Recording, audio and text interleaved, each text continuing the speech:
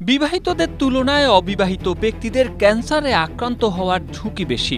গবেষণায় এমনই এক চাঞ্চল্যকর তথ্য উঠে এসেছে। বলা হচ্ছে ৭০% অবিবাহিত পুরুষরা এই ঝুঁকিতে রয়েছে, তবে নারীদের ক্ষেত্রে এই ঝুঁকি আরও বেশি। অবিবাহিত ৮৫% নারীরা এই ঝুঁকিতে রয়েছেন বলে গবেষণায় উঠে এসেছে।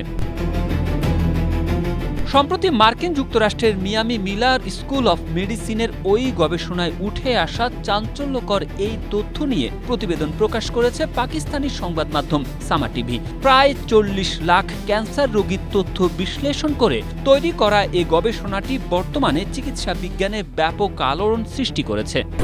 স্ট্রবেরি সুপার ডটেড ও ক্লাসিক ভ্যারিয়েন্টে সেন্সেশন জাগুক শিহরণ।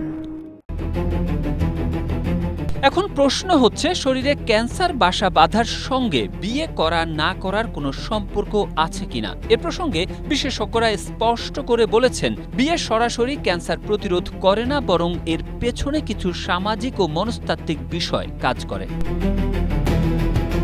বিবাহিত ব্যক্তিরা সাধারণত পরিবারের চাপে বা অনুপ্রেরণায় সামান্য অসুস্থতাতেই দ্রুত চিকিৎসকের শরণাপন্ন হন। ফলে প্রাথমিক পর্যায়ে রোগ ধরা পড়ার সম্ভাবনা বাড়ে। পারিবারিক সমর্থনের কারণে বিবাহিতরা নিয়মিত ওষুধ গ্রহণ এবং চিকিৎসা সেবা মেনে চলার ক্ষেত্রে বেশি যত্নশীল হন।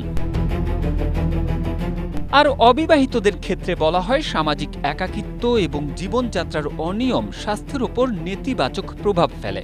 অবিবাহিতদের মধ্যে ধূমপান, অস্বাস্থ্যকর খাদ্যাভ্যাস এবং ওজন বৃদ্ধির প্রবণতা বেশি দেখা গেছে, যা ক্যান্সারের ঝুঁকি বাড়িয়ে দেয়। Tarek Ahmed, Asia post.